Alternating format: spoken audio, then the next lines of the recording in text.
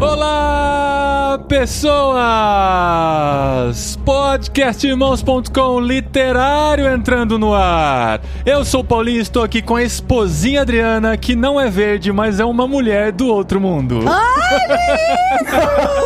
Foi bom, amor, foi bom. Adorei! Aprendam, meninos, com esse homem. Vai ganhar uma estrelinha. Eu sou a Adriana e eu estou aqui com o Lucas, que com certeza seria um bom cavalgador de peixe lá no mundo de Perelandra. Amém, legal. Eu até treinaria, né? Mas.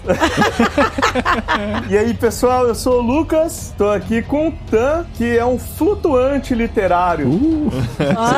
Por isso.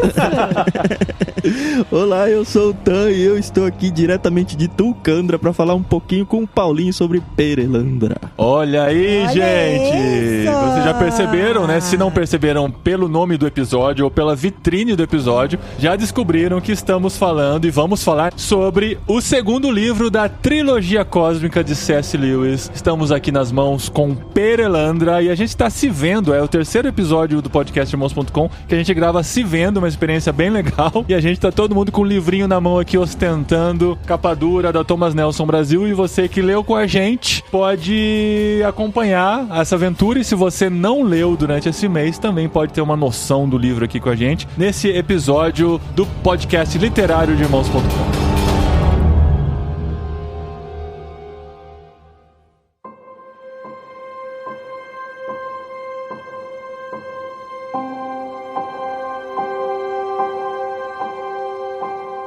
E olha só, gostaria já de começar falando que esse aqui é o segundo livro da trilogia cósmica. E se você não gostou do primeiro, pode começar pelo segundo. Faça que nem eu. Ó, mas aí Porque já eu não li o primeiro, eu só li o segundo. Mas aí já entra um ponto importante. A gente até falou isso no episódio anterior e tal, que você pode ler os três separadamente, independentemente. O próprio Lewis fala sobre isso no prefácio, se não me engano, ou na introdução, que a gente pode ler independente, mas vai ter perdas, porque existem referências, existem interligações. E ao longo do livro todo, né, eles ficam mencionando o que aconteceu lá em... Como é que chamava lá o primeiro? Malacandra.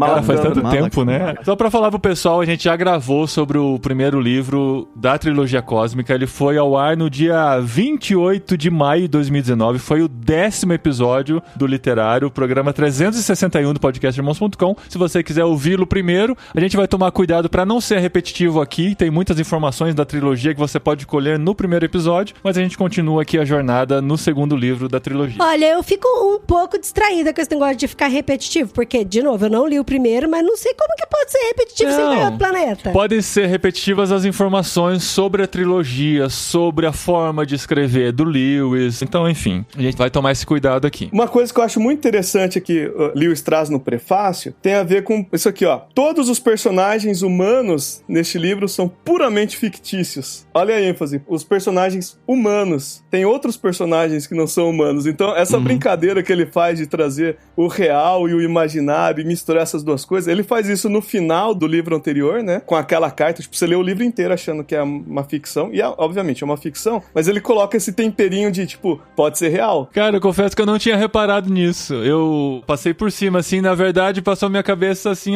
são personagens fictícios em geral, né? Mas são os humanos. Os humanos foi Pra suprimido. mim ficou parecendo aquela tela de TV que nenhum animal foi ferido, exatamente. sabe? Essa é uma obra de ficção. Qualquer semelhança com a vida real não passa de mera coincidência.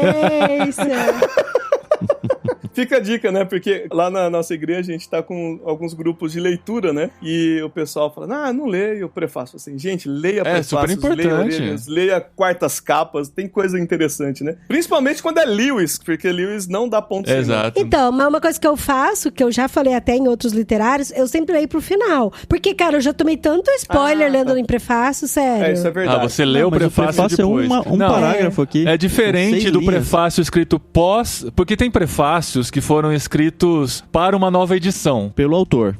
Não, se é pelo autor, é beleza. Se é pelo autor, é beleza. Se alguém também que fazer um resumo da obra explicando por que ela é importante... Crime e Castigo, de Dostoiévski. Putz, cara. Tem vários que tem... Entrega tudo, entrega tudo. Tem que entender o prefácio, faz sentido. E a segunda parte que eu acho legal destacar aqui do prefácio é o final, que ele diz assim: e nenhum deles, né, nenhum desses personagens é alegórico. E por que isso é interessante? Porque Tolkien sempre malhou a alegoria de Lewis. E assim, Tolkien foi, na minha humilde opinião, consideravelmente chato até nessas tratativas com Lewis. Aproveita, né? Que o Gui não tá participando do programa. Tolkien reconhece... Não, eu sou Team Lewis fácil, assim, né? Apesar de eu gostar muito de Tolkien, reconhecer as qualificações, os atributos dele, né? Lewis, na minha humilde opinião, foi um amigo melhor do que Tolkien. Tolkien era muito xarope em muitos momentos, né?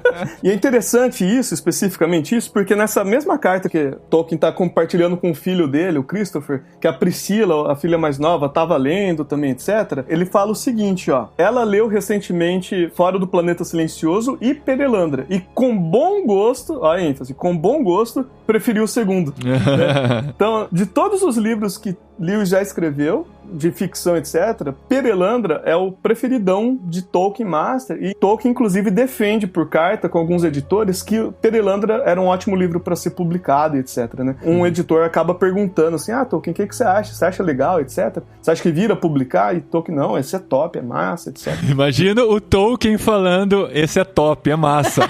Fechou. Com um charuto, né?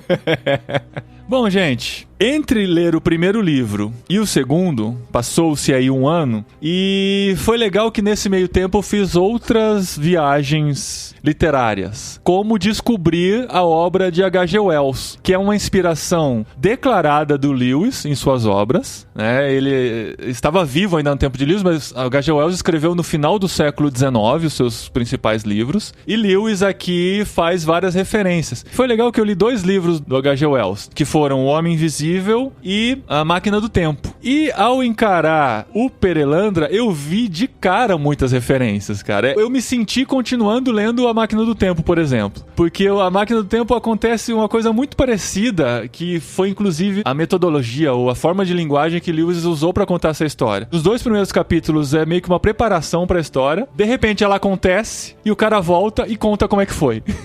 Isso é muito igual A Máquina do Tempo. Eu vi muito forte essa referência aí. Achei bem interessante porque, como a gente falou no episódio 10 do literário, a ficção científica ainda estava sendo construída, né? Já existia H.G. Wells, já existiam algumas incursões nessa área, mas os grandes ficcionários científicos, não sei qual que é a palavra, cientistas fictícios, viriam depois dessa obra do Lewis, né? O gênero ainda estava sendo construído, então foi interessante ler dessa maneira. Tá, então vamos lá para a história de Perelandra. O livro começa com uma pessoa contando a história e você já percebe que não é o Hanson, que é o personagem principal do livro. Essa é uma observação que os leitores mais atentos vão perceber já de cara, porque o livro anterior foi contado em terceira pessoa e aqui o narrador está contando em primeira pessoa. Ele fala: não, eu recebi uma carta de Hanson e o Hanson gostaria de falar comigo. Você fala: opa, pera, é outro cara que entrou aqui na história. E eu acho muito sensacional o primeiro capítulo e o segundo capítulo, porque ele fica numa crise gigantesca. Ele sabe que o Hanson é meio louco com algumas ideias, que o Hanson acabou de voltar de Marte, que é o famoso planeta Malacandra, e que o Hanson tá cheio de umas ideias meio loucas, e que o Hanson já tinha contado muita coisa pra ele, né? Sim, mas ele não duvida das histórias, ele não é um cético. Não, mas ele tem medo de toda a situação. Não, ele tem medo, sim. Eu acho que ele acaba duvidando em algum momento se tudo aquilo era verdade de fato. Você percebe nas entrelinhas que ele não tá muito seguro daquilo. Quando ele tá caminhando pra ir pra casa do Hanson, pra encontrar com o Hanson, ele fica numa crise muito grande, assim, do tipo, eu sei que o Hanson viveu muitas aventuras e que foi tudo muito perigoso, eu não tô muito afim de viver isso, mas eu vou porque o cara é meu amigo, porque o cara precisa de mim. Aí, de repente, ele fala: não, eu acho que eu vou voltar, que afinal das contas, eu esqueci minha mochila no trem, eu acho que eu vou voltar. Não, eu volto. E aí, quando ele chega lá, esse personagem misterioso chega lá na casa, o Hanson não tá, mano, ele não tá. Ele manda um bilhete falando pro amigo vir na aqui porta, né? e ele não tá lá. Eu falei, cara, parece muito, sei lá, De Volta pro Futuro, sabe? Que o professor dá umas dessas com o Marty McFly. Parece muito. Eu falei, mano... Na verdade, eu me lembrei do Adoniran Barbosa, aquela letra que fala que devia ter deixado um recado na porta.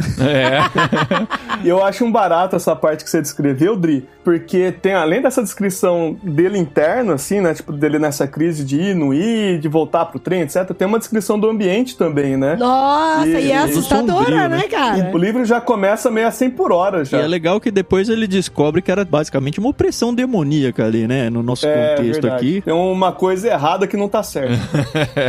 E aí, o que acontece? O amigo dele chega na casa dele, não vê ele lá, vê algumas coisas estranhas acontecendo. Escuro, tudo escuro, ele não consegue acender a luz e tal, aquela coisa de apalpar. É uma tensão que você fica de onde ele se meteu, né? E aí ele termina o capítulo com o amigo dele chegando e falando: Lewis, ainda bem que você chegou. E eu não me toquei. Foi muito legal essa hora, cara. A hora que fala esse Lewis é muito que eu já louco, tinha né? lido essa parte, eu falei, caramba, ele tá falando com o Lewis, claro, o narrador é o C.S. Lewis. Aí a Adri falou assim, mas quem que é esse Lewis que entrou na história? Eu falei, como assim?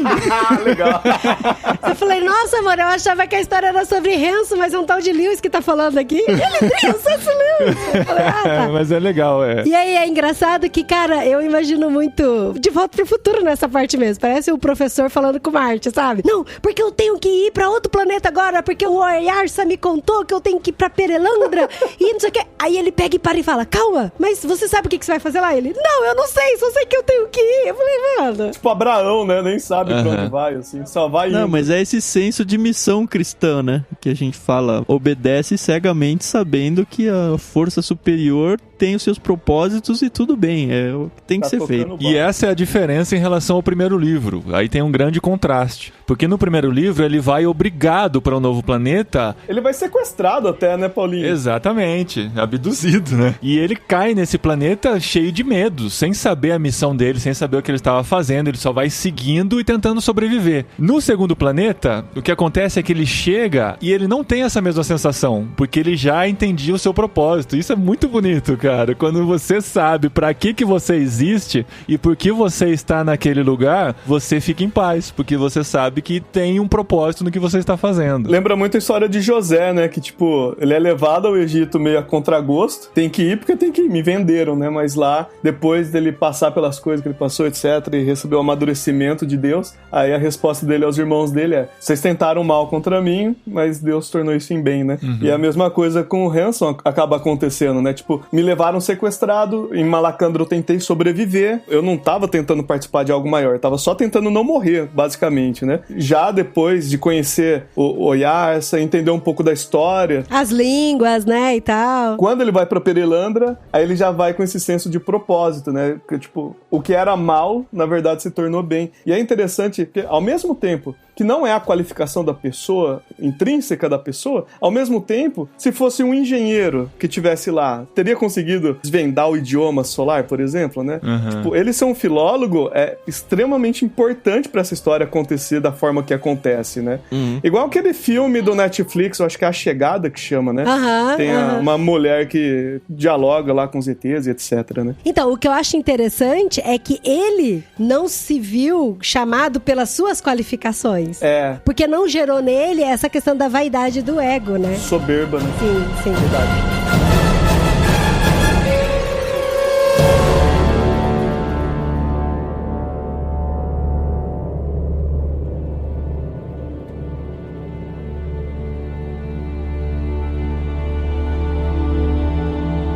O livro sendo escrito em 43, a gente tá naquele período final de guerra, né? Sim, durante a guerra ele escreve, né? Porque ele publica o primeiro, as portas da Segunda Guerra Mundial, né? Ele escreve entre guerras e publica as portas. O segundo ele escreve, de fato, durante a guerra. E ele é um dos que defende que a guerra não deve parar a produção intelectual, né? Isso. E tem umas questões pra gente aqui, né, nesse período de corona, bem interessante essa ideia, né? Tipo, a gente continua sendo ser humano apesar dos pesares, então vamos continuar vivendo como seres humanos, né? Mas o que eu acho interessante é que, assim, na Segunda Guerra a gente tem toda uma construção histórica que vem desde o Renascimento, de volta, entre aspas, à razão, e essa razão se transformando em conhecimento científico se transformando em tecnologia transformando os meios de produção, e esses meios de produção produzindo riqueza e um mundo mais interessante, e assim, o ser humano tem uma perspectiva muito positiva pela realidade, né? Que depois vai calhar, virando o século, do 19 pro 20, na Primeira e na Segunda Guerra, que são guerras de proporções gigantescas, por causa desse desenvolvimento científico, tecnológico e industrial, né? Então, tudo que a gente achava que seria o ápice da humanidade foi justamente o que, de certa forma, não sei se é exagero meu dizer, mas que destruiu parte do Ocidente, né? No hemisfério norte isso se sentiu bastante, né? É interessante que a busca tecnológica é uma busca por autonomia, né? Por a gente não depender de nada nem ninguém, da gente fazer as coisas segundo a nossa própria perspectiva e pensamento. Que é a visão de vida do Weston. Exatamente, era esse o ponto que eu ia levantar. E é exatamente isso que Lewis trata nessa visão cientificista, né? De que a ciência vai dar conta de tudo, no Perelandra. Ainda que eu não concorde com alegorias e etc. Nossa, cara, eu fiz alegoria o tempo todo. Tô toda errada, então. É difícil não fazer, né? Porque... Cara, ele te provoca o tempo todo a fazer alegoria. É igual o Tan falou do Weston. O Weston, ele é um personagem do primeiro livro. É o vilão do primeiro, né? Quem sequestra o Ransom no primeiro livro e leva-o à força a Malacandra. Então, e pelo que eu entendi do Weston, a leitura que eu fiz dele, que é um cara exatamente isso que o Lucas falou. Ele é muito oportunista e ele vê cientificamente oportunidades de usar tudo que tem lá naquele planeta pro bem dele, entendeu? É uma relação de egoísmo e aproveitamento gigante. E que Ransom já sabia. Isso pra mim eu perdi de não ter lido o Planeta Silencioso. Porque quando ele vê o Weston, ele já sabe exatamente o que o Weston quer lá. Ele já faz o pronto. Né? Pronto. Weston aqui também. E eu falei pro Paulinho... Não, eu parei de ler e gritei pro Paulinho, fala quem que é esse Weston? Parece um tal de Weston aí. Quem é ele? Né? Aí o Paulinho pegou o volume 1 e falou, olha, tá aqui. Tá aqui. Ele falou mais ou menos isso. Ele falou, isso aí tá no primeiro livro, você não quis ler? Não fui grosso desse jeito. Mas eu falei que existia essa referência. Era um cara que, na verdade, no fim das contas, ele não é aquele mal, né? Aquele cara... Mas isso é legal. Isso eu vou falar mais pra frente. Tá marcado aqui. Ele é um progressista que não acredita em Deus. Ele é isso. Mas ele tem suas razões. E algumas vezes você chega até a considerar os pontos que ele está levantando, né? E essa crítica cientificista que o Lucas levantou aí é algo que deixa muitos cientistas contra os escritos de Lewis também, né? Por parecer que ele está lutando ou denegrindo a ciência em prol de uma visão teológica que vai contra a ciência nesse sentido, né? Não só denegrindo, mas até mesmo... desacreditando. Não só desacreditando. Difamando. Não, amor. Troca! Mas é tipo, como se fosse... Não, é como se fosse proibindo mesmo. Isso aqui vocês não devem mexer. Toca nisso, não né? toca, sabe? Mas isso não é verdade. Eu acredito que seja uma interpretação precipitada do que ele está querendo passar. É que existem as camadas, né, gente? Conforme você vai aprofundando mais, numa primeira leitura, a gente vai ser como o Mark falou no episódio anterior, né? A gente vai ser o leitor comum, o leitor de superfície. Conforme você vai lendo mais, entendendo mais a linguagem do próprio Lewis e desse tipo de literatura, aí você vai se transformando no leitor literário, que é o que vai encontrando a profundidade do que está sendo dito, né? Inclusive, até respondendo a pergunta que o Lucas me fez em off, ele perguntou assim, e aí, Idri, você curtiu o Perelandra? E aí, Idri? E é o seguinte, cara, eu tinha acabado de terminar Cálice de Fogo. Daí, antes de começar a ler Ordem da Fênix, o Paulinho falou, não, antes de você engatar no próximo, lê Perelandra. E, cara, o negócio, eu falei, meu Deus, é muito diferente, sair da papinha e ir pra feijoada pesada. Então, mano, e a calabresa não faz a digestão, é muito louco. Mas é muito interessante a experiência de ler essa trilogia cósmica com a cosmovisão cristã, porque eu acho que, assim, pra quem não é cristão, ou pelo menos quem não é vivenciado dentro do universo cristão, deve ser tipo só uma aventura, ou talvez até se torne muitas partes monótonas, mas a gente vai lendo e vai construindo tantas pontes, tanto com a teologia, quanto com a vida cristã e sofrimentos que a gente tem, e desafios que a gente passa, que se torna muito especial a leitura. Então, eu li, né? E aí, assim, eu tive bastante dificuldade no começo por conta de descrições de coisas que a gente não conhece, mas assim, não conhece mesmo e que é muito longe de ser palpável. É diferente de você descrever um castelo onde tem quadros que se mexem e dragões que cospem fogo, porque isso meio que a gente já viu até em filmes e tal. E o Lewis deixa até claro que é difícil de descrever. Então ele vai tentando fazer analogias e comparações, mas de coisas assim. Então imagina a coisa mais bonita que você já viu. Então não chega nem perto do sabor dessa fruta que ele está experimentando agora. E é muito legal. E aí, tipo, Perelandra é um planeta de água com ilhas flutuantes. E que de vez em quando chega uma onda gigante e muda tudo fora do lugar, sabe? Eu fico, mano... Não tem geografia fixa, né? Não, mas eu achei fantástica essa... É muito legal. Essa ideia de construção de planetas. É porque eu tava lendo que na época, até onde a ciência astronômica tinha chegado, eles criam que Vênus era coberto por água, né? Então ele imaginou essas ilhas flutuando e a água, porque era o que eles conseguiam concluir até então, né? Mas essa própria descrição, Dri, é quase isso, mas é muito melhor, que ele se repete praticamente quase tudo. Eu acho que é tão importante de ser feita. Cara, e pra quem tem déficit de atenção? Não, mas eu acho importante ser feita, porque na verdade o que ele tá descrevendo ali é um tipo de Éden. E se a gente fosse tentar identificar o Éden, a gente também não teria palavras no vocabulário e nem analogias no que a gente tem como um panteão de ideias para descrever aquilo. Então, até o próprio falta de vocabulário para dizer isso vai a favor da ideia de que, cara, isso é tão perfeito que a minha língua não alcança. Tipo João em Apocalipse, né? Tipo, sei lá, tem uma espada que sai da boca, eu não tô entendendo direito. Aqui tem fogo no olho. E é interessante que várias vezes eu fechava meu Kindle e eu ficava, ai Deus, traz da minha cabeça figurinhas e imagens porque eu não tô entendendo nada. E é muito louco que quem está descrevendo é um filólogo, que teria palavras suficientes em tantas línguas possíveis para descrever e mesmo assim não conseguia. Então, nesse sentido, eu fiquei um pouco com raiva de mim, porque eu falei, cara, eu vou desistir de ler esse livro também. De novo. Eu falei pro Paulinho, não vai rolar. Eu não tô conseguindo prestar atenção, porque assim, é tanta descrição que eu não sei mais como que é a ilha, como que é isso, como que é a água, como que é a cor da planta. Eu falei, meu Deus, que raiva! E aí eu falei, eu quero imaginar. Eu comecei a discutir com o Paulinho. Falei, amor, fala como é que é. Até mencionei isso no episódio anterior. Essa coisa de exercitar a imaginação e tentar criar algo do nada mesmo. E criar conceitos que não existem, que ele está tentando descrever de alguma maneira. Mas eu já vi gente falando, inclusive, o contrário do que eu vou falar agora. Mas eu achei que o primeiro ele gastou muito mais tempo com isso. Sim. E no segundo, ele perdeu menos tempo nas descrições, que passam 2 capítulos talvez, escrevendo a experiência dele. Depois, no restante do livro, é mais conversa, diálogo, filosofia, do que propriamente você tentando entender o espaço. Ele vai retomar isso lá na caverna só, né? Que aí você fica tudo perdido de novo. É, verdade. Então, e aí o Renzo chegou na Perelandra, ele aceitou a missão, foi pra Perelandra, que foi quando ele conheceu toda essa descrição, tudo, essa questão maravilhosa. Aliás, a viagem dele é sensacional, né? Ele entra num caixão translúcido e viaja meio que inconsciente até lá, e aí ele chega lá malhado, né? Muito engraçado. É, mano. Ô, Tan, e eu lembro que você no primeiro livro, você reclamou que a viagem foi cansativa, né? Perdeu muito tempo no trajeto. Dessa vez não teve isso. Nessa daí, assim, ele falou assim, ele não conseguiu explicar direito como é que foi e de repente ele tava lá. Isso eu gostei. E aí chega nesse lugar maravilhoso que a gente já falou, das ilhas flutuantes, tudo, e ele pensa, será que isso é um planeta habitado ou não é habitado? Tem gente ou não tem jeito? E de repente chega uma mulher, que aqui no livro ela é descrita como Dama Verde. Gente, pra mim essa mulher deve ser maravilhosa, não deve ter celulite, não deve ter gordura, não deve ter nada, e é novinha. Eu não consegui imaginar outro ser que não fosse a Gamora dos Vingadores, não tem como, gente. Eu já imaginei a Azula, a menina azul do Castelo Rá-Tim-Bum. Assim, eu acho que deve ser tipo a Azula, só que verde. A Verdula, né? A Verdula.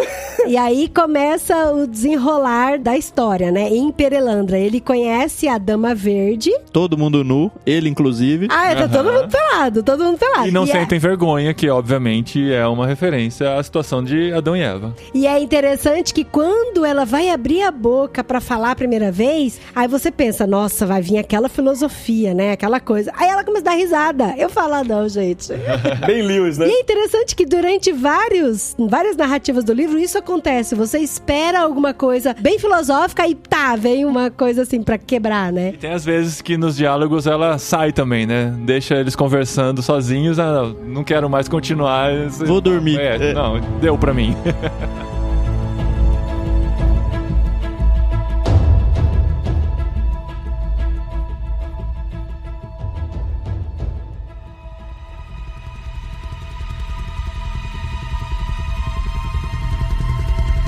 Mas vamos caminhar, porque tem o ponto principal do livro que a gente não chegou ainda, né? Já entendemos todo o cenário, já entendemos que ele está num planeta diferente, com uma missão, encontra um ser extraterrestre para ele, mas local, né? Para Perelandra. Tem esses diálogos, começam a se compreender, apesar de não se entenderem bem, ela tenta entender a malícia, a maldade, coisa que ainda não fazia sentido para ela, e eles estão nesse relacionamento meio que de conhecimento mesmo. Só pra galera que entender também, existe a Dama Verde nesse planeta e existe o Rei. Até então a gente só tem uma referência ou uma ideia de que ele existe, né? Não é muito presente. Não, ela fala que ele se perdeu dele e que ele tá em outra ilha e eles não se acham há muito tempo e ela tá o tempo todo procurando, tanto que ela acha que quando vê o Hanson na outra ilha, ela acha que era o Rei, porque estavam longe ainda. E depois que ela vê, não é. Ela foi separada do Rei por conta dessas ilhas flutuantes e ela tava o tempo todo procurando ele. E ela mesmo se sentia mais inocente, mas inocente não naquele sentido de bobinha, mas inocente de que falta sabedoria em muitas coisas e que ela estava crescendo. Não estava mais velha. E aí todo o diálogo que ela tinha com o Hanson, ela falava, puxa, cresci mais um pouco, fiquei mais velha, então espera que eu preciso absorver tudo isso pra voltar. E é interessante que quando ela tinha alguns diálogos com o Hanson mesmo pensava, falava, caramba, acho que eu falei demais, eu não devia ter falado esse tipo de coisa, porque eu acho que ela não tá absorvendo tudo. E tem um desses diálogos que eu acho muito sensacional, quando o Hanson pega e questiona ela nesse sentido de que, olha, você tá tanto tempo procurando o Rei e você tem essa coisa no seu coração de que você é feliz, que você é contente no sentido de contentamento, mas que você anseia algo que é encontrar o Rei. Então, como que você pode ser feliz na plenitude se você ainda não encontrou aquilo que você buscava? Inclusive, você ficou triste quando você me viu e achou que eu era o Rei, mas no fim das contas não era. Mas isso é ele tentando ensinar o que é mal pra ela, o que é tristeza, porque ela não tem esse conceito. Cara, é exatamente isso que eu ia falar. Ele ficava nessa ansiedade de explicar pra ela o que é a morte, o que é sofrimento, o que é maldade, e ela ficava, mas eu não sei do que você tá falando, o que é solidão, mas eu não sei do que você tá falando. E é interessante que ela pega e fala isso aqui, ó. A alegria de encontrá-lo de novo e de todo o novo conhecimento que eu obtive de você são mais diferentes que 2 sabores. E quando a diferença é tão maior que isso, e cada uma das duas coisas é tão grande, então a primeira imagem fica na sua mente por muito tempo, durante muitas batidas do coração. Depois que o outro bem chegou, esta, ó malhado, é a glória e a maravilha que você me fez entender, que eu mesma, mudei do bom esperado para o bom que me foi dado. Faço isso do fundo do meu coração. Pode ser que haja alguém que não faça assim, alguém que se apegue ao bem que tinha pensado originalmente e transforme o bem que lhe foi dado em algo que não é bom. Então, tipo, não era você que eu tava esperando, mas você me ensinou tanta coisa boa que eu recebi isso de bom grado. Entendeu? Eu achei isso muito sensacional. Tem mais a ver com a disposição do coração do que com o contexto em si, né? Agostinho, quando ele escreve sobre a vida feliz, ele trabalha com essa mesma ideia também. Ele chama isso de justa medida, né? Nem excesso e nem falta, mas a justa medida que é dada pela sabedoria, né? Então, não adianta eu ficar esperando uma coisa que eu não tenho. Isso não é sábio. O que é sábio? Eu saber ser contente com o que eu tenho aqui agora, sim, por exemplo, isso é né? Sabedoria, né? E aí eles têm vários diálogos, né? A Dama Verde com o Malhado. O Malhado, né? Pra explicar, né? Como o Tan mencionou, ele foi dentro de um caixão translúcido e que se queimou de sol de um lado e do outro não. Então, ela ri, inclusive, por causa disso, e vocês riem de novo quase 100 anos depois. É verdade. E aí aquele planeta maravilhoso, né? Com todo o paraíso, mas ele tinha regras. E tinha uma regra muito importante, que eles não podiam dormir em terra firme. Então ela podia passar pela terra firme, mas na hora de dormir tinha que ir pra uma ilha flutuante e dormir. E ela fala que o Maleldil, que foi quem impôs essa regra, e aí o Hanson fica maluco, mas por que você não questiona essa regra? Mas por que você não pode dormir lá? Qual que é o sentido disso, né? E ela não entende por que ele fica maluco questionando, e ela fala, não, a gente, entende que isso é bom pra gente, pra mim já tá suficiente isso, né? Eu achei isso muito legal. Eu queria comentar sobre essa regra, porque eu acho que ela é tão absurda, assim, no sentido de simplicidade e de falta de sentido, quanto a regra de não comer da fruta do conhecimento do mal. Tipo, é uma fruta, sabe? Você tem um jardim inteiro, você vai ter ciúmes, né? Quando eu era criança e lia o Gênesis, eu pensava assim, cara, mas que Deus bizarro, ele tem ciúmes de uma fruta? Não dá pra dividir uma fruta? Mas a questão não é o ciúmes, é colocar a chance de você provar que você me obedece. Então, exato, era esse o ponto que eu ia chegar, mas você adiantou pra mim. Essa questão de você se colocar submisso, né? No contexto da ilha, é interessante você pensar que as ondas e a ilha flutuante não permitia ela ter uma base fixa pra planejamentos. Tipo, ela não sabe onde tá o rei, ela não sabe onde o rei pode estar. Ela não consegue, tipo assim, se o Hanson dorme numa ilha e ela dorme em outra, ela não consegue falar assim, então amanhã, meio-dia, a gente se encontra no lugar X. Não tem como ter isso, porque a ilha é flutuante. Não existe continuidade. Não tem a garantia nem do encontro e nem do lugar X, né? Nem do lugar X não dá pra ter isso. Enquanto na ilha fixa, se você chega na ilha fixa e fica lá, aí você passa a ter o controle da coisa. Porque, no lado norte, no lado sul, tal hora, a gente pode construir uma casa. Como você vai construir uma casa numa ilha que tá toda hora sendo mexida pelas ondas, por exemplo, né? Então, a ilha ser flutuante obriga tanto a Dama Verde, a rainha, quanto o rei, que a gente não sabe onde tá ainda, a viver num estilo de vida de dependência. Até que entra o personagem do primeiro livro, que é o Weston, e começa a trazer os problemas pra toda a situação. Em certo momento, quando tá o Hanson e a Dama Verde estão procurando o rei, passeando lá pelo planeta, e é muito legal, até na minha abertura eu falei dos peixes, porque eles também cavalgam em peixes. Com caras de humanos, né, os peixes ainda, né? Inclusive. E aí eles cavalgam nos peixes, sobem montanhas, é interessante que o Hanson fala que queria muito estar usando uma calça pra subir montanha. E aí a imaginação da gente imagina vai... ficar montado no peixe pelado, deve ser uma beleza. Deve ser liso, né? É melhor que seja liso do que áspero. E aí, quando eles estão na montanha, eles veem caindo, né? Uma coisa no planeta, e aí eles percebem que quem caiu foi o Weston. Ele vai querer argumentar com a Dama Verde pra ela romper esse negócio, né? Tipo assim, não, Maledil, espera que você dê esse passo pra mostrar que você é adulta, que você virou sábio, então não faz sentido, ele não tá aqui. Ele vai tentar argumentar de várias formas.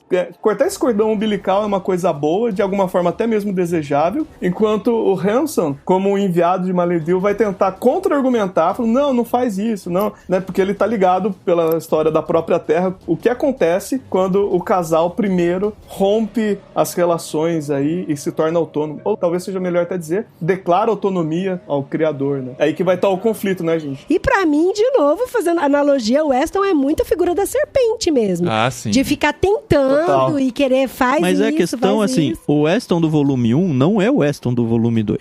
No 1 ele é o ser humano, no 2 ele tá possuído. Mas isso só ele tem no 11º capítulo, a gente vai contar?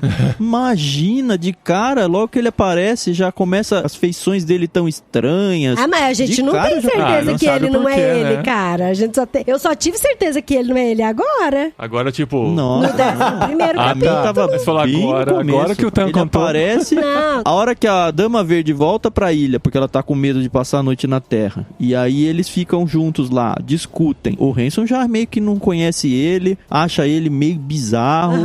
Pra mim, eu já falei, nossa, eu já anotei na margem, eu falei, cara, parece que ele tá possuído aqui, será que ele tá possuído? E aí só foi confirmando dali pra frente, eu não tive dúvidas, foi muito rápido pra mim. Quando a Dama Verde chama ele de não humano, eu falo, cara, porque o mal não é pra habitar no homem. Tá errado o mal tá dentro do homem, cara. Eu achei isso muito legal. Bom, gente, a história vai se desenrolando. Eu acho que tem muitos... Se a gente for entrar em cada ponto, né, a gente já percebeu que em tantos episódios do literário, a gente não consegue malemar, raspar a superfície de tanta profundidade que tem num livro do Lewis como esse, por exemplo, que não é um livro fino, né? Mas pelo menos metade do livro é o que o Lucas mencionou aí. É a batalha entre o Weston /demônio aí, o não humano, tentando convencer a dama. E assim, o homem vai demorar muito pra aparecer no livro. Eu fiquei até um ponto, falei, cara, será que ele não vai aparecer? Será que ele existe mesmo, né? Então é aquela argumentação argumentação o tempo todo com alguém super limitado em conhecimento, que não sabe o que é morte, que não sabe o que é mal, então o próprio demônio tá tentando colocar isso como uma realidade e algo que de alguma forma é bom pra ela. É muito interessante aquela parte, por exemplo, que ele fica tentando incitar algumas ideias feministas na cabeça dela, pra ela até se deixar de se submeter ao rei. Eu achei fantástico. Isso hoje em dia daria uma treta danada. Ideia de empoderamento também, né? Exato. Então. É, verdade. E aí, assim, o tempo todo isso e o Hanson do lado tentando contra-argumentar e fala, como que eu vou fazer? E nessa hora que ele percebe qual que era a missão dele lá, que era justamente tentar ser o catalisador para que não fosse criado mais um planeta Terra onde o primeiro casal ia desobedecer a Deus. Você vê que o Weston é muito, muito realmente assim, pra mim ele é do mal, ele é manipulador, ele quer conseguir as coisas dele e ele fica tentando e provocando ela o tempo todo pra ver se ela vai dormir na ilha fixa, sabe? Uns negócios assim. Ele cria umas arapucas pro Hanson falando, e aí, não é verdade isso? Não é verdade? E o Hanson fica naquela coisa. E agora? Se eu falar que não é verdade porque vai ser bom pra ela, eu vou mentir. Então eu vou usar uma mentira que é um artifício do diabo pra tentar defender um negócio. E aí ele fala, não posso mentir. E aí como é que eu lido com isso? É muito legal essa parte. No fim das contas, toda boa mentira se parece muito com uma verdade, né? É, então. Mas ele não ousa chegar aí, né? Quando a gente olha a tentação da serpente em Gênesis 3, a gente pode ver que a mentira é muito parcial, né? Não é uma mentira logo de cara. Tipo, a aproximação da serpente não é, come aí que é da hora, vamos usar o barraco, tá? Ela chega, Deus falou por acaso que não pode comer de nenhuma fruta? Ela não chega nem com uma afirmação, ela chega com uma pergunta travestida de humildade, assim, né? De tipo, eu não tô ligado o que tá acontecendo. Toda mentira, pra ser uma mentira bem efetiva, ela tem que parecer verdade, senão não vai enganar ninguém. Cara, mas a tentação de Jesus foi assim também. Porque ele falou assim, pula daqui de cima que os seus anjos vão te pegar. E cara, Deus não tem o poder, Jesus não tem o poder de chamar os anjos pra segurar ele? Lógico que tem, entendeu? Não, tem a ver com a inclinação do coração, né?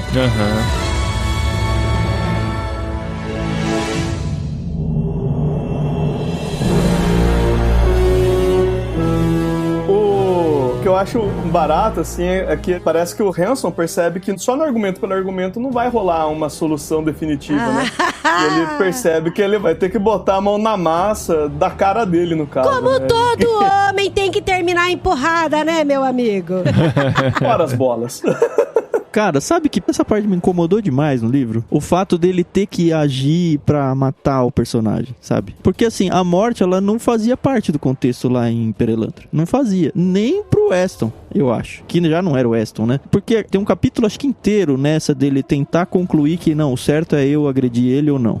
E pra mim, ele ia chegar no fim daquele capítulo e concluindo que, cara, não, eu não posso fazer isso. Mas ele não chega nisso. E ele vai a vias de fato, e aí, enfim, anda tudo nessa sequência, e isso me incomodou demais, cara, porque eu falei, cara, devia ter um jeito de resolver sem isso, sabe? Fazer com que a Dama Verde, por exemplo, ela realmente se convencesse de que não, eu não tenho que seguir pelo que o Weston me aconselha e vou rejeitá-lo, porque a partir do momento que você faz isso, na minha cabeça, você tira o demônio do cenário, a força bruta, você acaba com a tentação, e o propósito lá, tanto que o Malediu, ele não volta pro cenário, ele não vai mais aconselhar ela tinha um diálogo contínuo com o Malediu. Quando ela conversava com o Hanson, ela falava, Malediu tá falando isso, aquilo aqui pra mim. De repente ele some. E ele some de propósito justamente pra, você tá sozinha, você tem a informação, eu quero ver se você vai me obedecer. A solução que o Hanson dá não é deixar ela resolver, é tirar o problema da frente. Isso me incomodou. Lucas, 1 minuto para a réplica. Defenda C.S. Lewis. Vou defender C.S. Lewis. Bom, eu não acho que era prerrogativa. Eu entendo o incômodo do Tan e eu não vou contrariar, porque eu acho que é legítimo, né? Eu só vou compartilhar a minha impressão, né? Eu entendo, assim, que não era prerrogativa que a tentação fosse permanente, né? E ela teria que vencer permanente. Mas eu não acho que teria que ser permanente. Eu acho que ela deveria dar um fim, não o Hanson, então, mas entendeu? Você não acha que ela não comer durante o período que houve tentação não é uma postura não pernoitar dela? Na terra, né? É, tipo assim, eu fui tentada, fiquei confusa por um longo período. Boa parte do livro é essa tentação até, né? Com os diálogos dos três. E ela não caiu. Ela não tomou um partido claro, mas ela não caiu, né? Isso, eu esperava que ela tomasse um partido que é a decisão dela, sabe? Sim, eu entendi, ponderei, aprendi várias coisas que vocês me fiz mais velha, né? Mas chegou uma hora que eu tenho que tomar uma decisão, e a minha decisão é não vou te ouvir, o Weston. Eu fiquei satisfeito com a ideia ideia de, tipo, enquanto a tentação rolava, ela não caiu, né? E tem uma segunda questão também que é bem pessoal, assim, né? O mal deve ser punido, né? E o mal ali é o Weston, né? Encarnando alguém, né? Então, a justiça de Maledil, sendo um tipo de Deus, assim, clama pelo salário do pecado ser a morte. Então, não dava pra deixar o cara lá neutro. Ele tinha matado um bicho, né? Ele tava incitando a corrupção do coração do casal primeiro lá, de Perilandra. Mas é que eu acho que deveria ser uma ação do próprio Maleudil em eliminar. Da mesma forma que Davi não tenta se levantar contra Saul, por exemplo, mesmo sendo perseguido e tal, é aquele contexto de não busca você a vingança, sabe? Deixa que Deus que vinga. Isso não tá no livro. Mas é só incômodo, não é um discordância, esse livro não presta, nada disso não. E aí, cara, eu pessoalmente, assim, indo pra próxima etapa, a cena que isso vai acontecer, né, um pouco no mar, entrando numa caverna lá, gente, a cena que ele entra na caverna, cara, e logo após, assim, que ele tem que sair da caverna, a maré tá subindo, etc. Isso me dá uma agonia tremenda, assim, quando eu li essa cena, cara, eu fiquei com uma dor no maxilar de tanto que eu fiquei mordendo minha boca, assim, que eu tava tipo, caramba, o que vai acontecer? Porque eu, assim, tem muito a ver com o meu contexto pessoal do momento, assim, eu tava passando por uns momentos que eu tava me sentindo nesse tipo de caverna, querendo uma saída, não achava, e ver o Hanson naquele mesmo contexto. E, cara, imagina que bizarro, né, você tentar escalar uma caverna desse contexto, de mar, etc. Então, é pressuposto que a caverna tenha pedras lisas e molhadas, né, ou seja, não é de fácil escalada, sem equipamento e sem saber pra onde tá indo, assim, sabe? Nu e machucado. O Tan não esquece que ele estava nu, né? É verdade. Cara, você imaginou isso o tempo todo. Eu esquecia e eu falava, nossa, ele tá nu. Nossa, ele tá nu. Porque a gente fica pensando toda hora, cara. É muito desconforto o tempo todo. É muito desconforto. Gente, a gente aqui no Literário, a gente vai até certo ponto. Chega bem perto de dar grandes spoilers, mas não conta o final. Então... Sim, o rei voltou ou não voltou? Então vamos deixar isso aqui em suspense. Se você leu, você já sabe, já tirou suas conclusões. E quem não leu, acho que pode ter a oportunidade de descobrir e fazer essa jornada, né? Com essas informações que a gente passou aqui, você vai poder conferir se é parecida com as suas impressões ou não e caminhar nessa leitura, depois voltar aqui, ouvir de novo o episódio, ver se você concorda com a gente, com tudo que a gente falou, mas acho que a gente tem que parar por aqui pra não revelar tanto, né? Mas eu queria só deixar claro aqui que o livro, assim, ele trata com bastante profundidade a questão da vocação, a questão da luta do mal todos os dias, a luta diária contra o mal, de que a gente tem que vencer todos os dias, e também a questão da dependência, né? De você confiar de por que algumas coisas estão acontecendo daquela forma e você descansar e confiar. E como o Mark falou no podcast do primeiro livro, todos os livros de ficção do Lewis têm um paralelo não ficção dele, e esse aqui, o paralelo dele é a Abolição do Homem, né? Dá pra perceber bem claramente as referências, as interligações entre eles, como um acaba complementando o outro. Então, se você gostou desse, vai pra Abolição do Homem, que você vai ver os mesmos conceitos mais detalhados e até mais aprofundados pelo filosóficos, né? Não no contexto ficcional. Exato. Né? Mas o literário não pode parar. Na verdade pode, né? Mas a gente não quer parar e a gente quer continuar lendo o livro com vocês. E nós recebemos aqui esse mês o Clube Ictus. Na verdade, né? No mês de julho, de agosto ainda não chegou. Deve chegar mais pro fim do mês. Mas chegou um livro que a gente quer ler há muito tempo e já vamos compartilhar aqui com vocês, sem muito suspense. Nesse mês, vamos ler O Evangelho Maltrapilho, de Brennan Manning. Olha isso!